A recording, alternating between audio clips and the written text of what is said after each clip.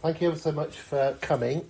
My job is to ask the really obvious questions before you get to ask questions, and to try to get Susannah to say more about herself and why she did the book and what the book has found. Sink or Swim, How the World Needs to Adapt to Changing Climate is the title. The first thing that shocked me the most was the blurb on the back, because I think you have a record for how many eminent climate people have said this book is great, so I'm just going to read you a tiny bit of that just to embarrass you. Christina Figueres, who was the Executive Director of the UN Framework Convention on Climate Change, Fisher brilliantly outlines how climate adaptation must happen. Mary Robinson, UN Special Envoy on Climate, and I suspect also the President of Ireland, no, that's a common name, but a compelling and meticulously researched narrative. Alice Bell authored The Big Experiment, how do we not only live with degrees of climate change, but imagine a better future within them? So we're going to be talking about optimism. Mike Berners-Lee, you might have heard of him. This big picture take on the unfolding climate crisis, realistically stark but hopeful. So I'm bigging you up for your answers.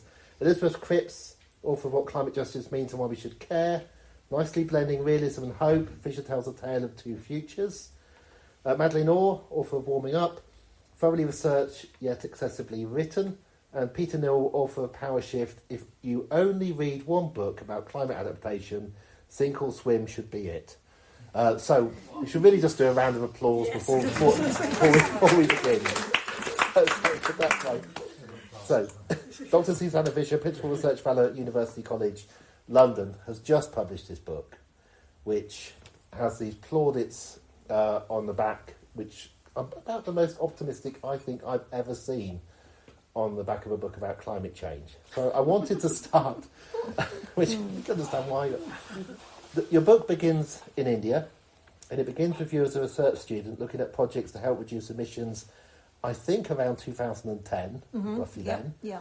So I wanted to know, what were you doing there, and why did you pick this to be a research student when there are so many other issues in India in 2010 and so on? So why did you go down this route?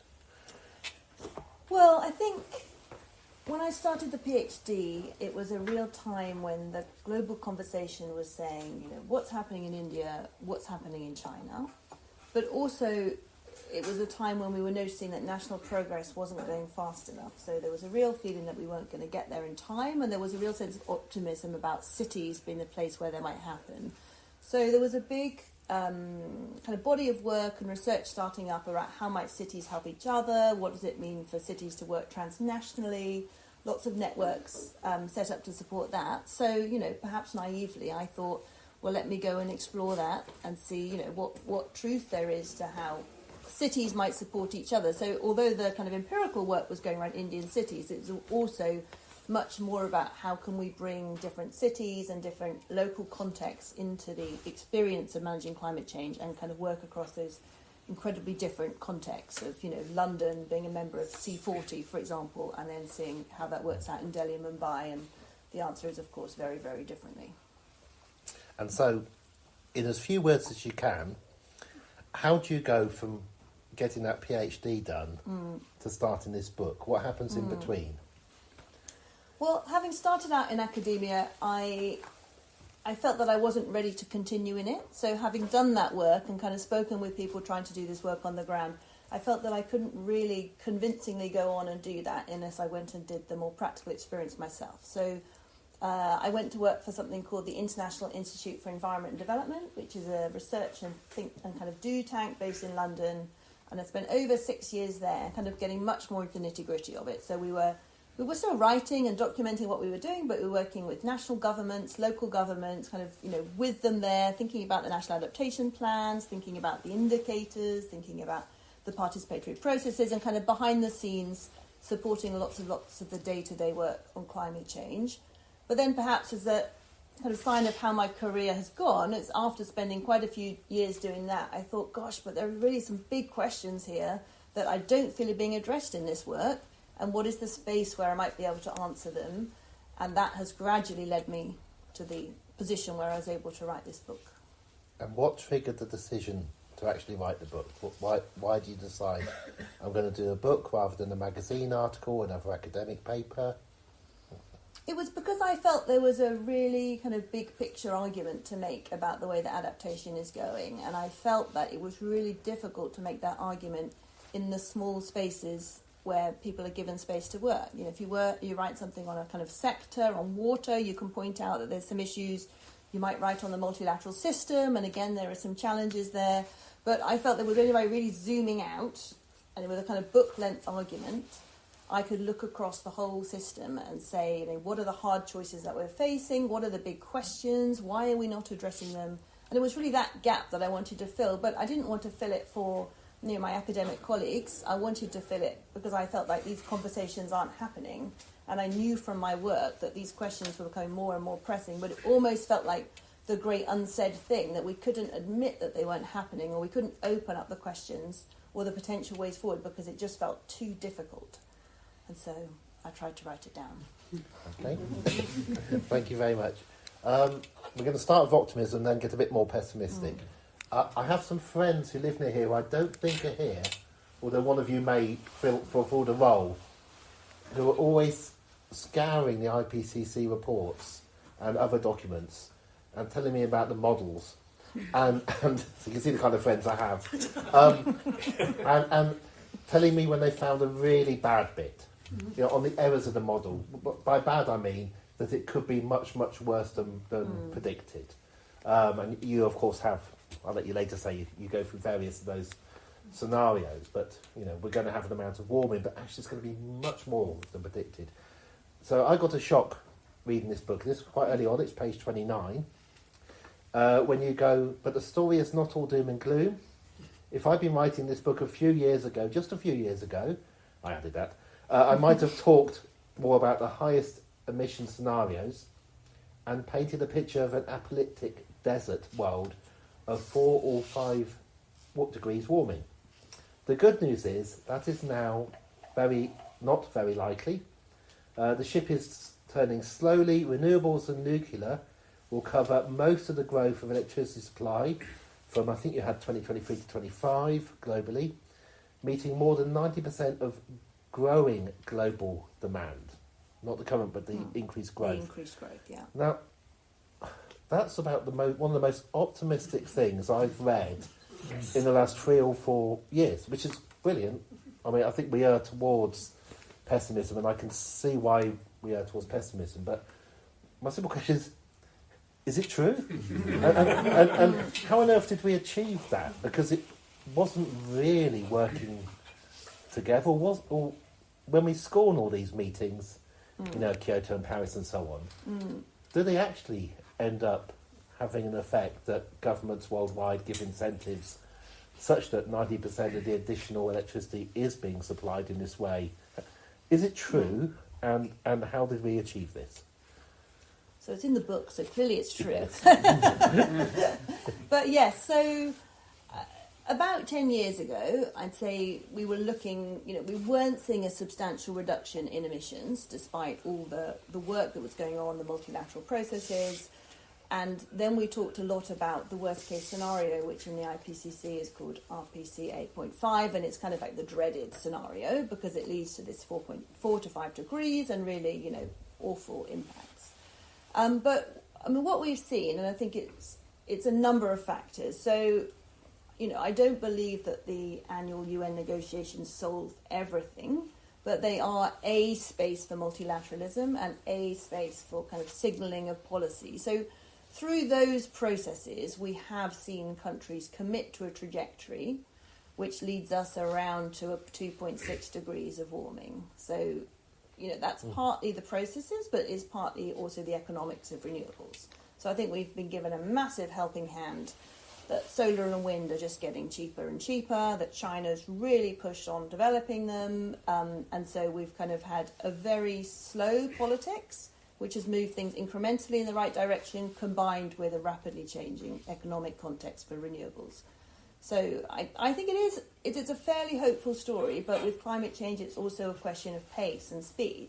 So whilst we might cavalierly say, oh, just 2.6, you know, 2.6 degrees of warming, as an global average, is still something really, really significant. And how do you get it over? I think it was just before the pandemic that there were school strikes in this city, and even in this city, are fairly well-behaved school children. The school children, some of them from certain schools, the good schools, who let their kids go out, did go down to Bond Square. They were chanting 12 years to save the world and so on. But they presumably don't yet know this, or because we've had the pandemic, that kind of, there was a pause in the protests, and now we get much less protests. So I think the kind of 12 years to save the world, I think, was really built around the idea of 1.5 degrees. So obviously the most vulnerable countries have always pushed for the safest possible level of warming, which is 1.5 degrees, which was an aspiration in the Paris Agreement, but not fully committed to.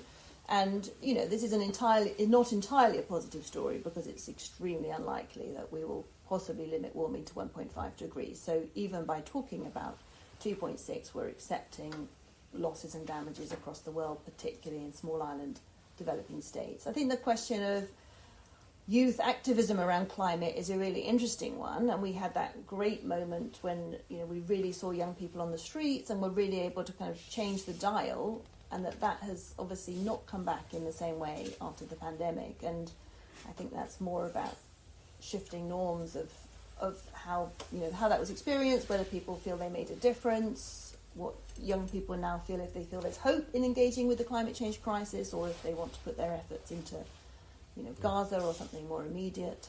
Yeah. Okay, and now some stuff for dummies, sort of as simple as you can.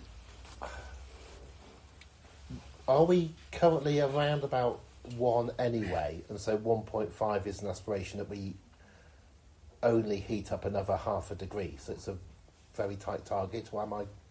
I'm very embarrassed. I'm Professor of Geography, but human geography, yeah, so I don't have to know this stuff. But aren't we already at about 1, and 1.5 was really quite a tight aim? Yeah, we're already over 1 in terms of global average, yes. And so the carbon budget left to achieve 1.5 is almost unachievable, unless we talk about carbon dioxide removal, which is a whole other story and largely untested. Okay, and this is my big question for dummies, which is, what is adaptation? Which is and the things I got with down here, trees, particularly there's really nice big thick ones from New Zealand, burying carbon, which I read a paper last week saying not going to save us. We got that out tenfold or something. What is adaptation? What are the key things that are adaptation? So, in the climate debate, we've always divided it between the two agendas. So mitigation is reducing greenhouse gas emissions, and was the massive focus of all of the early UN conversations, is still the main focus at those multilateral events, because the most effective form of adaptation is also still to reduce greenhouse gas emissions and stop burning fossil fuels. So that is always the priority.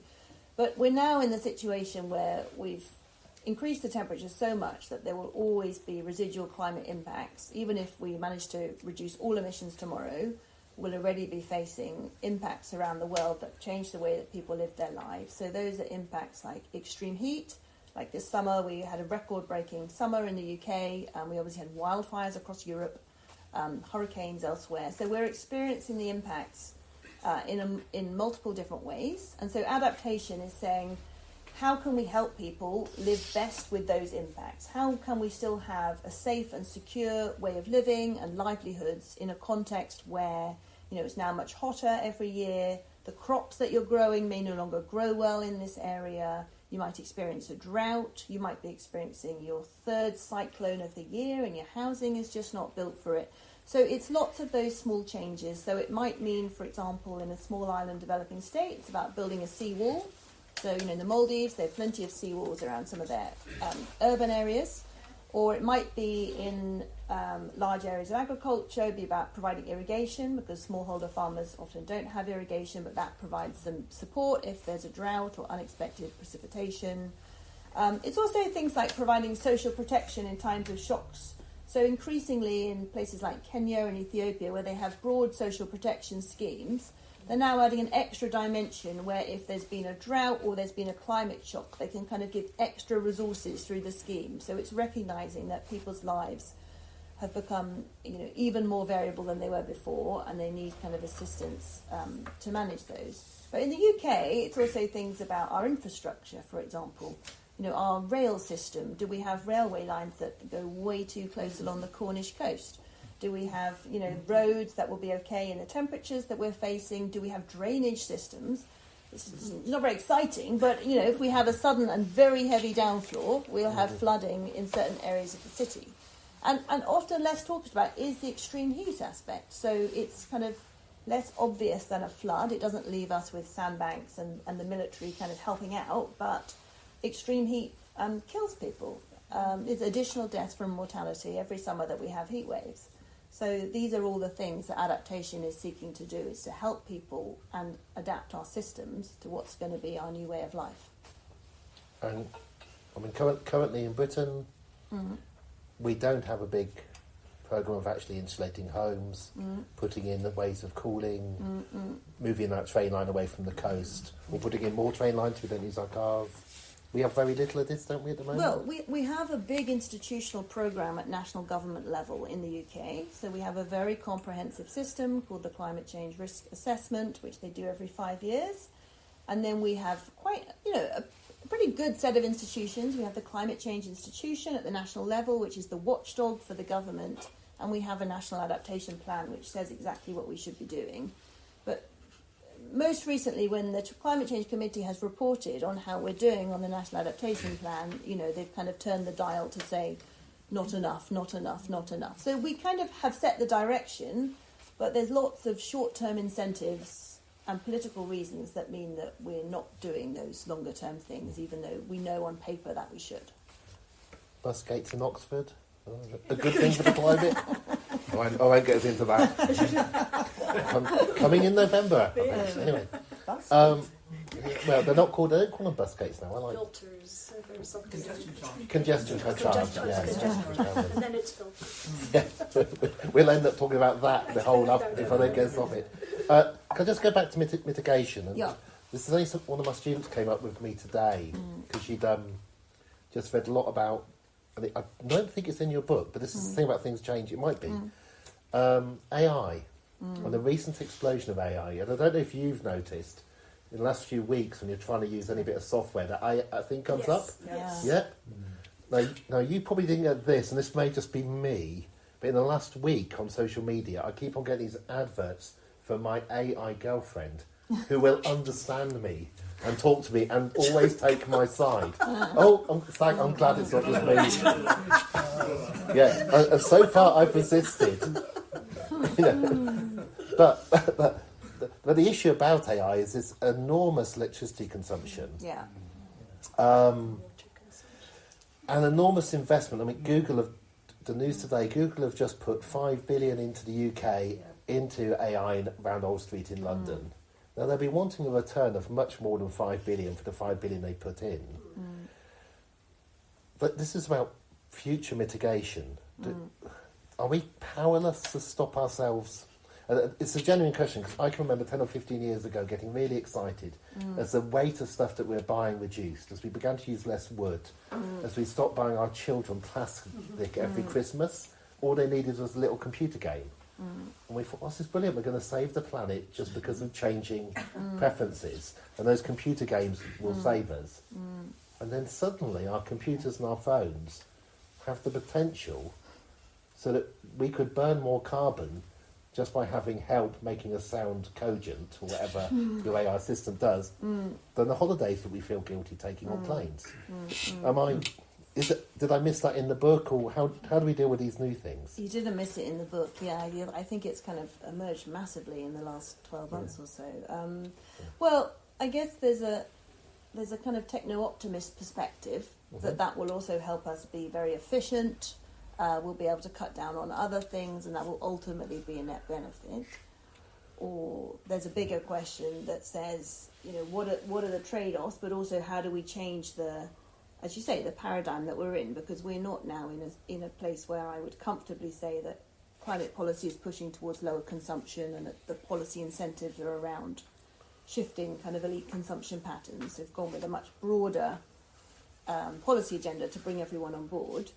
So, yeah, the question is, how do we manage those trade-offs within our emissions if we can emit in a certain amount, but of course, and we can decarbonise the system. So there's a kind of, there's a variety of levers, aren't there? But yeah. Challenges continue. Okay, we've got about 15 minutes more before we get you in, so don't worry, we will stop. We have our instructions. I'm going to put my Nigel Farage hat on now. Okay, or try. Well, because I guess we don't have many reform people in the room, and it's a balance, maybe. And this may well come up as being a big thing that reform do. Climate change isn't as bad, you're taxing us on our petrol, and you can see it coming. And so let me try and give the kind of... my favourite example that people give it is when people thought that London was going to be submerged by horse muck. And there was no way that London could keep working because the amount of horses you needed was so much. And then, of course, in fact, public transport came along before the car. Same as in Oxford, they had public transport before... Morris managed to get his cars in. When you have these techno-optimists who'll just say, you're being too feeble, something always comes along, you haven't given us enough time to create the machines that are going to suck the carbon out and create a brand new planet so near to us that we can actually colonise it. If thinking about Musk now. Do you just tell them that they're being stupid and doesn't that wind people up? Or what do you do? Well, so to just understand your question, so we're both about, are we just going to sort this out with technology? We're just going to sort this out with technology, and you can't be sure as it's going to be as bad as you say. People just need to move a bit further north. It's a bit sad about those islands, but it's only 0.01% of the world's population. There are always areas of the world that change. Climate changes naturally. So suck it up. There are bigger things. People need to have holidays. And you're a killjoy, that kind of argument. Well, firstly, I think on the technology front, we don't have the evidence that it's going to save us. So I think we have to take the precautionary principle because the risks are so high. And I mean, something we haven't talked about is the tipping point. So we're kind of talking about linear change, but, we might experience, for example, a massive shift of ocean currents, which could mean that we would have, very dramatic weather patterns across the globe. So I think in terms of the technology, I am personally not if carbon dioxide removal ends up working, then I'm kind of all for it because I believe that we need everything. But I think there are lots of, if we look at the land-based methods, for example, that will be a big push on global land. So it's not a simple way. I think the broader question of kind of why bother, other people are hurting, but we're going to be fine over here, I think is one of the kind of themes that I try and address across the book is that this can't be an elite issue about other people. It has to be about how people are experiencing their lives now where they live and like the very local risks. So we're not going to motivate people who are having difficult lives. Here we're thinking about Pacific Islands. That's kind of fine, but we need to think about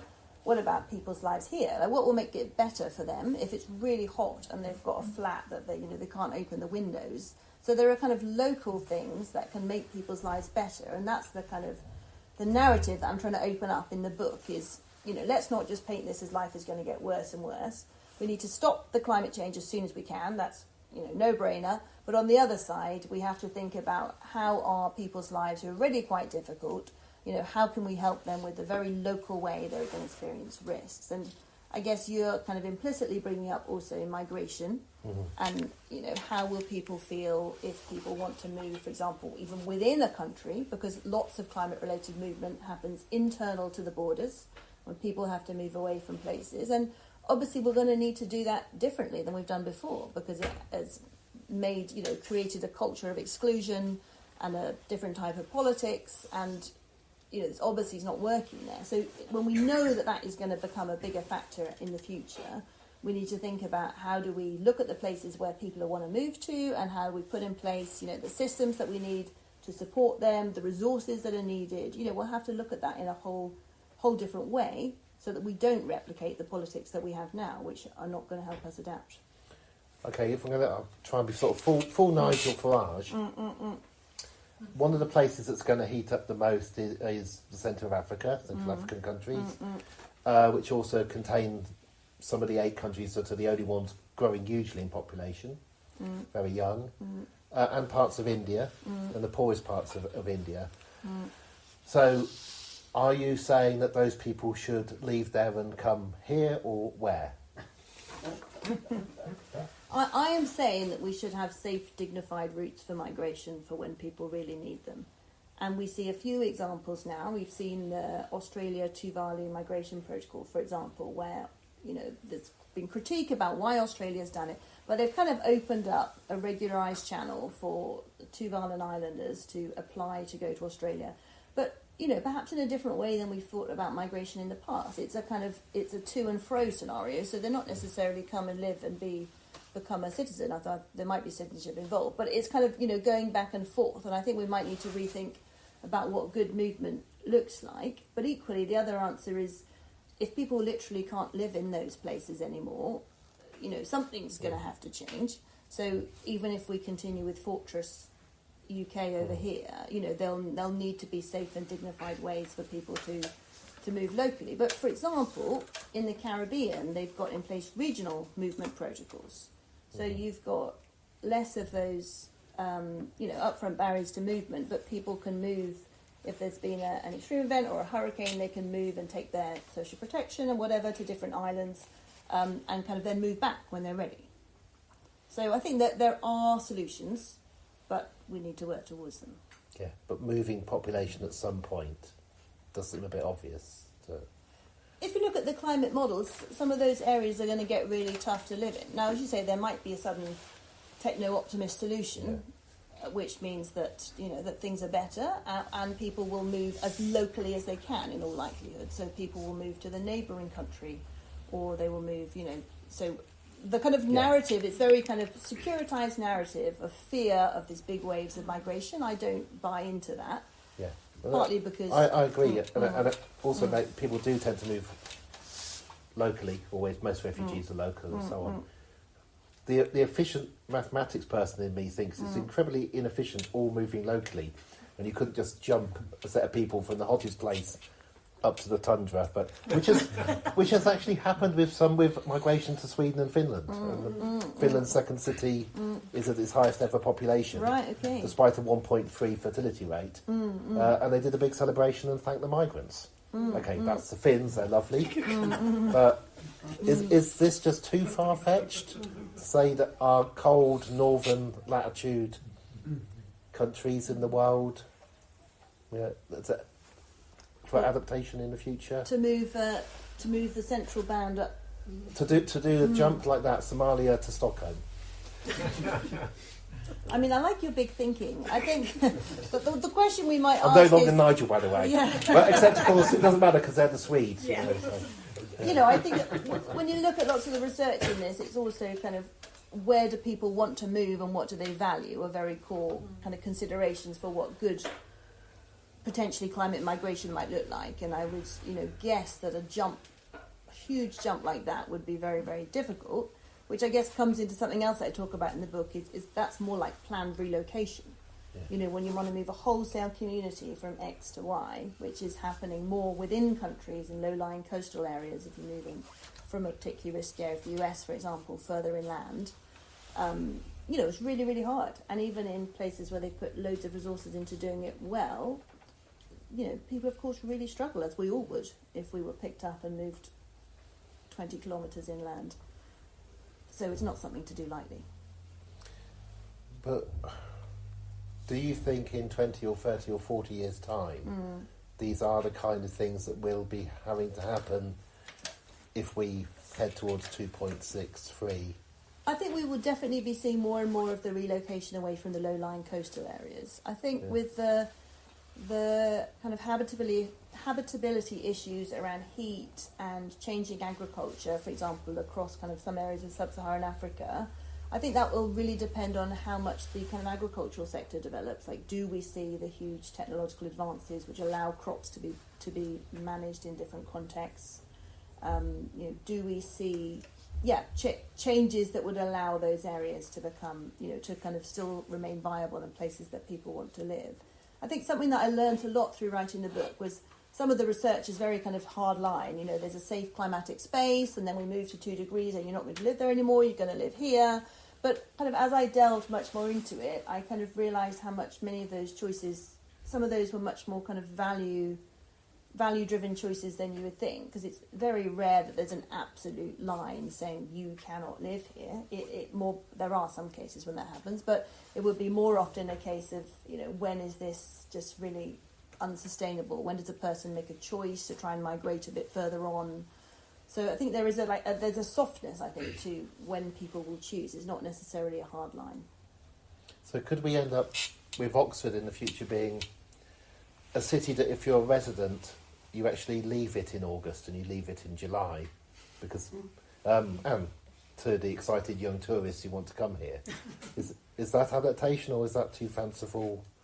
Yeah, that could be a solution. Yeah, why do we need to think that you stay living in your city all year round if let's take the Parisians as an example, they're not there in August. Maybe we will see that more. Of course, we've seen that in other countries where they go up to the hill stations. It's a kind of an established practice. We haven't considered it something we need to do here, but maybe that will change. How optimistic are you that we are going to be sensible, or how pessimistic are you that you think we're going to muck it up more than we solve it? You've written an optimistic book, but what is your gut feeling? And you've seen that we've achieved things that weren't predicted, like the 90% of additional power being produced by renewables. Are you glass half full or actually glass half empty, having finished this and put it on the table? Well, so Christiana Figueres, who very kindly wrote one of the endorsements for my book, has a philosophy called gritty. Well, it's called hopeful optimism, but she also writes about it being gritty. And I think that's where I would position myself, because I'm not a naive optimist. And as I lay out in the book, there's lots of tricky issues. And what I really tried to get at was those kind of political questions where we need to coalesce around a new political vision. But I also agree with her that we haven't really got any choice. So pessimism doesn't move us forward, but gritty optimism does. So it's not being naive and saying, we're all going to sign on for the good of the planet. It's kind of looking grittily at what are the issues, what are the incentives, what's holding us back, and what's the way ahead, because the only way is forward. And if we give up, as you've seen from the book, we're not in a good position. So we all got to be optimists. Okay, my last question. So get yourselves ready for questions. We're almost on time. And I'm asking the obvious questions. There's an obvious question about the USA and what's happened there, and what if you be pessimistic and assume it continues for a length of time. It's only 4% of the world's population. Okay, it's a bigger amount of carbon, but it's only 4% of the world's population. Can we do this in the face of the USA saying, no, we're not going to play for a couple of decades? Is that possible? Or do we actually need the United States to turn politically? Yeah, how is it possible without that? Well, I mean, I guess there's a few questions there. There's the kind of isolated question of the US's emissions itself, which of course will be driven by the political scenario, but also by the economics. So the political leaders there, are not going to go massively against the economics of the energy transition, because at some point it won't be feasible. I think the kind of related question is how much the world will be able to coalesce to take the action needed without the US. And I'm fairly optimistic on that front, because I think, we're obviously coming up to the UN climate negotiations in Brazil in November. The US are not going to be positive players in that space. But what we're seeing, I think, is a kind of emergence of different clubs. So countries kind of pushing different agendas forward that's in their interest, kind of high ambition countries. We've seen China, massively push on the renewables and other agendas. So I'm optimistic that we'll create a different space for politics for the international progress. But of course, losing emission reductions in the US over the next decade or two will be significant for global emissions. So it will, I think, play into a question of speed, that with that kind of dragging the speed, we will see a slower decline in emissions, which will have an impact for the degrees of warming that we can finally stabilise at. Thank you very much for tolerating my questions. Who wants to ask the first question from the floor? Go ahead. If I can actually try and get a couple of questions into one, if I may. One is about, there are people who talk very excitedly about fusion energy and its prospects.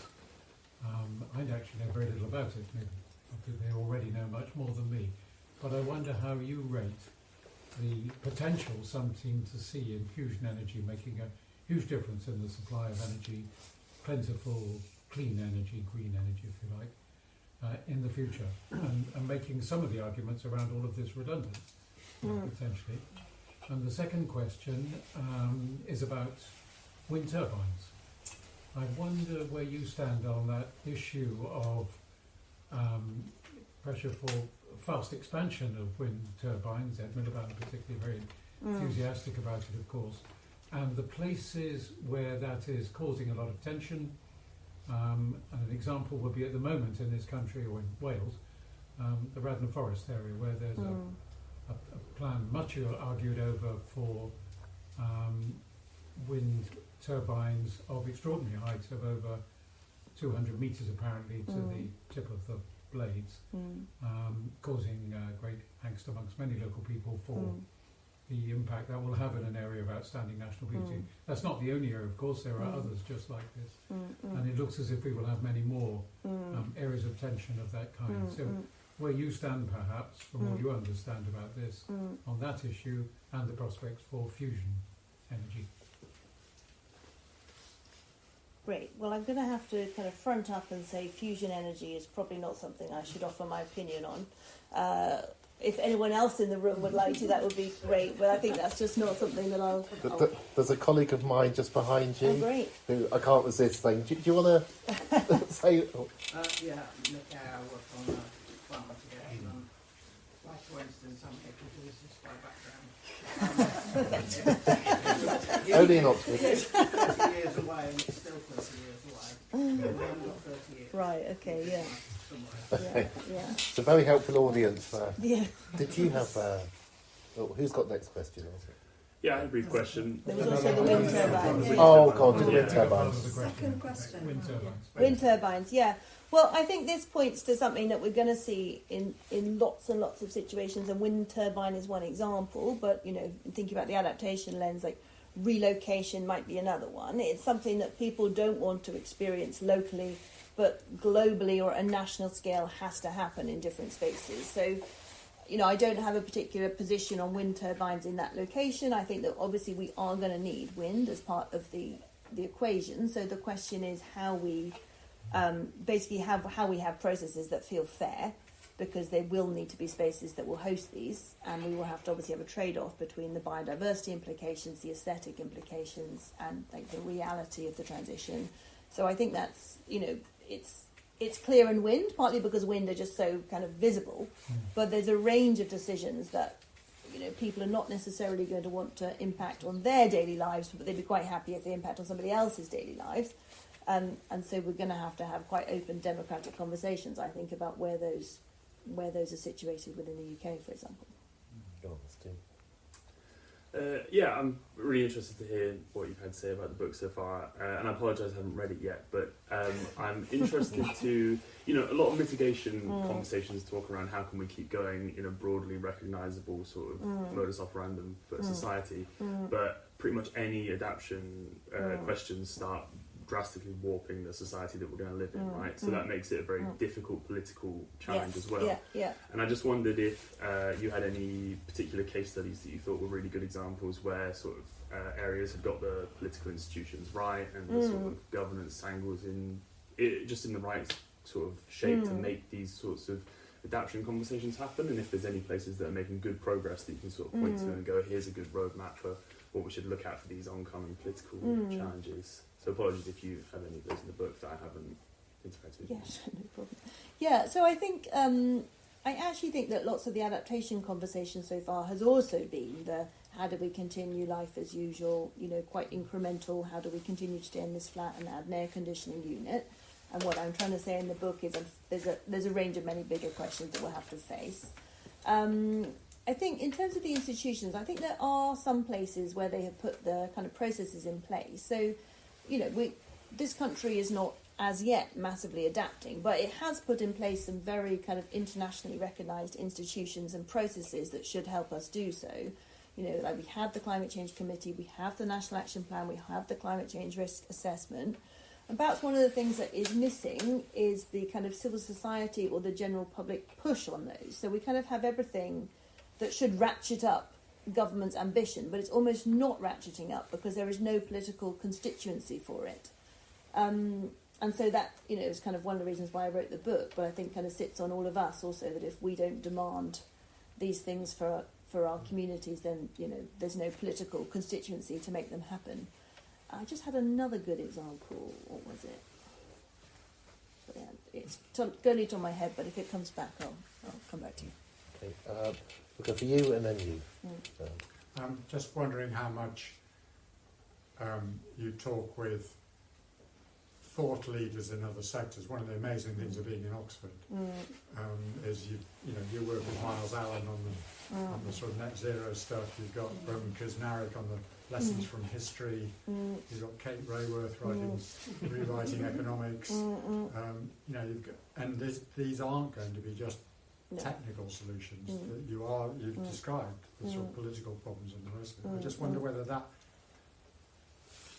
those amazing thought leaders that we've got, particularly here in Oxford, but in the UK and around the world, do you work together? Do you come together to help build solutions and help? I mean, Roman Kusnarek's thing is about how to mobilise The long-term in thinking. part the population to bring what is it that triggers change, sort of thing. Yeah. I just wonder whether you are a community who's, going from fusion to windmills to etc. Is there a community of people working on this? Well, I mean, there's certainly a community of people working on climate adaptation, but I think often so far it has been separate from people working on broader systemic change or the kind of transformation of economics, and I think that needs to change. I think it's partly because adaptation for so long felt like the poor sister to mitigation, and it had to really kind of create itself and find its space, that it needed to kind of define something very tightly. But I think what's increasingly clear now that we're at the state that we are with global warming, that it's going to infiltrate all of these systems. And as you say, there are so many people already thinking great things about how to transform systems and rethink infrastructure. And so we'll need to kind of bring these conversations together in terms of that's the same conversation, but there's an additional element of climate risk. And, lots of the donut, for example, would come into things that we're thinking about climate, but I think that the kind of risk element could perhaps be strengthened in terms of thinking about adaptation. Yeah, I'm just finishing Goliath Curse, and he's much more pessimistic than you're sounding. But he does seem to kind of say, he sort of provides, at least kind of where I am at the moment, he's providing 4 potential scenarios, and only one of them, the 3 of them are kind of catastrophic collapse. But the 4th one is people coming together and basically challenging what are essentially the corrupting economic forces that are creating real issues around the political will to make the changes that you're describing. And I was just curious as to whether you've read the book and kind of what you kind of think about that sort of, it's more that sort of corrupting power of huge companies beyond Elon Musk, but the petrochemical industry and all the rest of it. Yeah, I haven't read it yet, but I've read many reviews, so I look forward to it. Can we have a reference, please? It's Goliath Curse. It's Luke, and I can't remember his last name. Kemp. Luke Kemp. Yeah. It's huge. So, and it's only hardback. So Yeah. Sorry, just remind me of the question part of that. It's really about your sort of thoughts about how we could overcome this kind of the great corrupting corporate. influence. Yeah, and I do touch on that a bit in the end of my book, because I talk a bit about, not to be naive about how one goes towards system change. There are kind of deliberate obstructors in the system, and obviously in mitigation, those have been pretty widely identified in the research literature. We can see exactly what Exxon did and how they prevented action on climate change, and all of that is quite clear, and continue what they do now. I think there's some interesting research that's come out more recently, which has looked at what have some of the big agro companies done, and like the meat companies done, to avoid things like the relationship between livestock and climate being very explicit. So yeah, I think there are kind of, with adaptation, we will also see a specific set of actors for whom change is, not on the agenda, and we will have to work like we're working with the fossil fuel companies to be very open about that power and the fact that it's obstruction. I think that's a big thing with my kind of more academic work is, it's really identified this is obstruction. They have a set of political tactics to obstruct, and we need to understand what those are and push against them. Thank you. More questions? Go ahead. Okay. A couple of things and then a question. I think it was interesting we were talking a lot about the Pacific Islanders and stuff, and I read about Kiribati looking at buying land in Fiji, but also I was in a place just, I forget the name, just out the coast from Barmouth in Wales, and they're the first community in the UK that have been told they're relocated. And I think both our books. Yeah, there you go. Sorry, I haven't read them. My apologies. But I think people don't realise. Yeah, very excited to read more. I think, like you say, we have these conversations and people don't realise, and maybe even within a country like Wales, you have people that are wanting to say, no, we don't want these turbines, but their countrymen are having to move from their homes because we don't have enough reduction in carbon to stop the sea level rise. So you have this really interesting dynamic of understandably inland people not wanting something, but people, they might not even know that people within their own country, it's not their fault they're saying no, that's not what I'm saying, but that, I find that dynamic really interesting. And how do we sort of mobilise people to be more understanding of the changes we need to make in order to stop people within, obviously I care about people across the whole world, but if you want people to act, something so close to them might change that, and that sort of smaller connections, I'm just wondering how to facilitate that. And I think as I once had an interesting conversation, so I'm going on, I've lost my point, but someone, a friend of my dad said to us once, oh, but don't you hate the way the turbines look? And I've grown up seeing wind turbines in the countryside, so my shifting baseline concept is that they're really cool and beautiful, and generations above me are like these ugly things, and I just don't understand, because I am a product of the shifting baseline syndrome, in that I associate them with the landscape.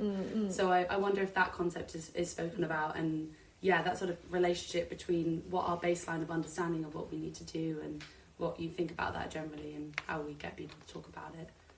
I guess is my question. Well, I think that's a great point about the wind turbines. I actually feel similarly, but obviously I don't live in an area of outstanding beauty that's been particularly affected by them. I think, like, more broadly, the question of, and I think that just to come back to shifting baseline before I go on, is I guess it's also a question of time, that we might say, okay, the school children of today will have this shifting baseline, so, things would be okay, but obviously time-wise, we can't wait for that. So, I think it's an important part of the picture, and obviously they're going to be political voters, but it's also kind of, we need to have wider change of norms across all levels. I think the difficulty of connecting emissions with local climate risk is often said, mitigation is global, but adaptation is local. And it's really difficult to work with that dichotomy, because none of us feel probably that our emissions are directly affecting, anybody, which is part of the problem with continuing to emit.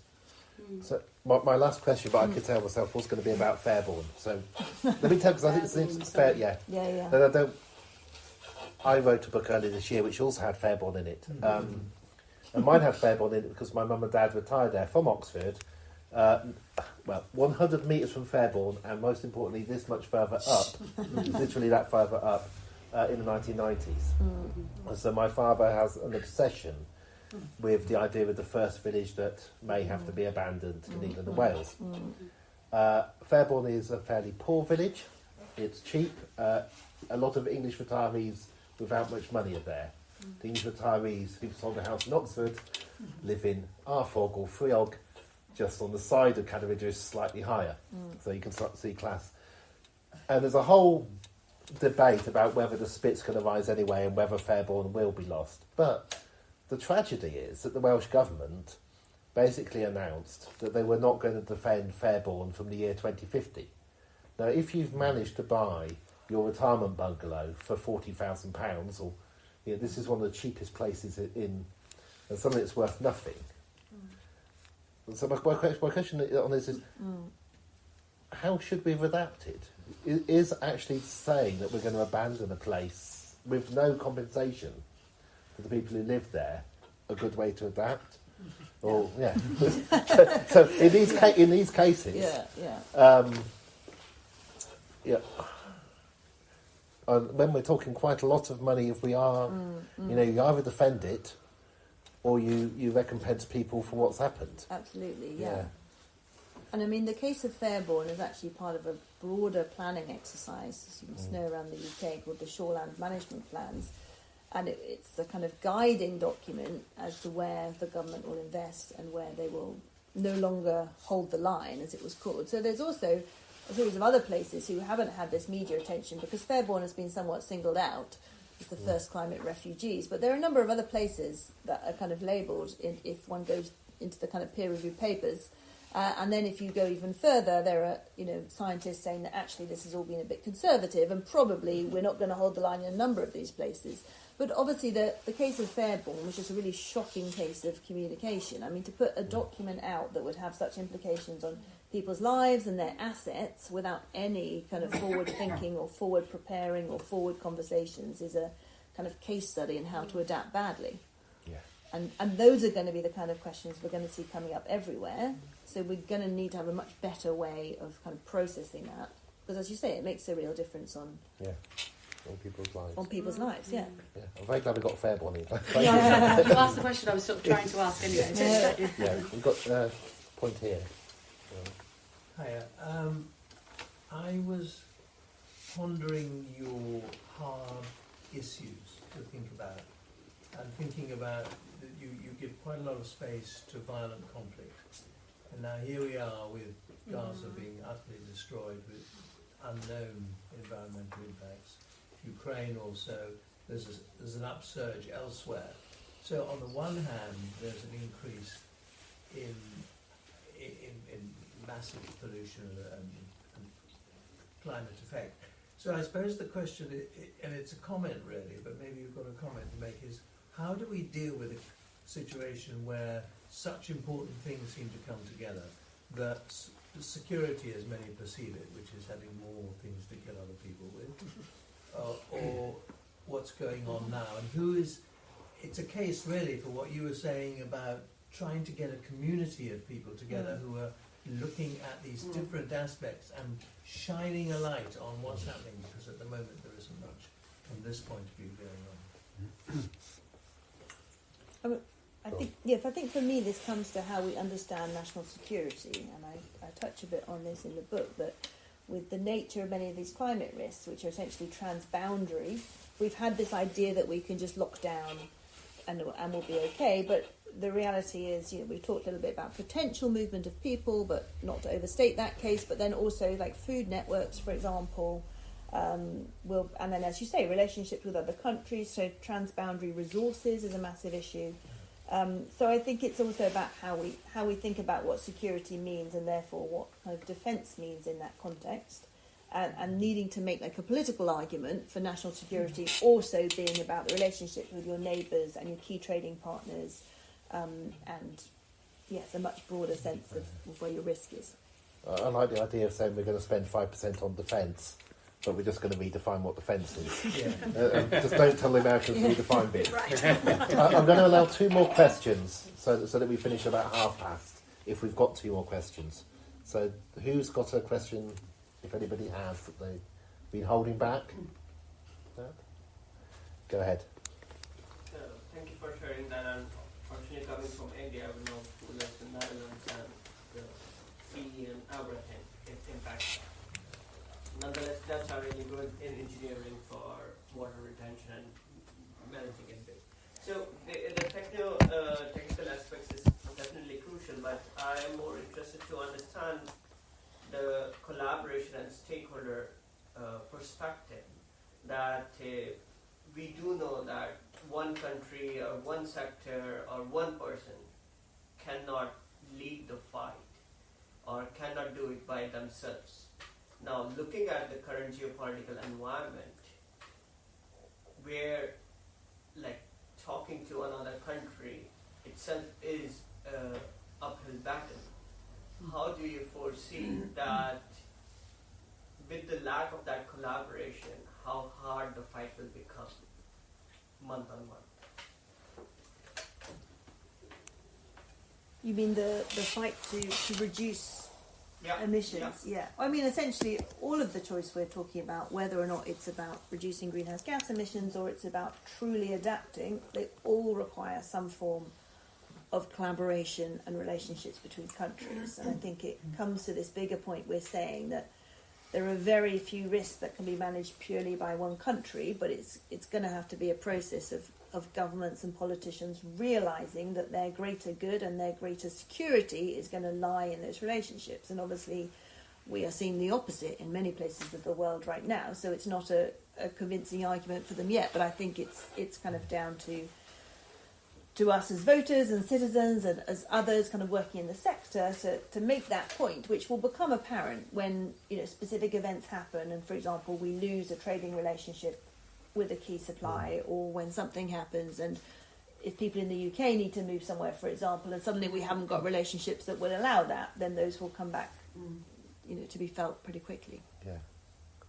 I did that, I think it was last week or maybe the week before, the Prime Minister of India did meet the Premier of China in Beijing, which the British media didn't like reporting very much. Well, the enemy of enemy becomes a friend kind of scenario.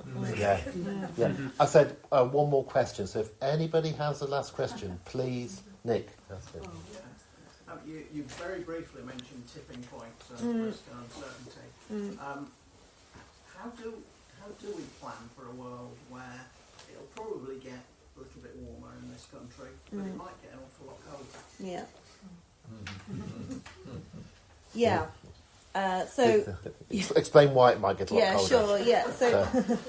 So I think what we're referring to here is there's the what's called the AMOC, the Atlantic Meridional Overturning Circulation, which is one of the kind of major tipping points which is of concern, and that if that were to shift, we would see global patterns change. But what is perhaps more likely to happen in the short term is the potential, the bit that's particularly warm in Europe, the subpolar gyre, could weaken or kind of stop, and that would really lead to colder temperatures here in a decade or so. I think at the crux of this question is exactly how do we prepare for a world when we don't know what's coming? And I think with the case of the AMOC or a tipping point, I've kind of come to believe that it's about putting in place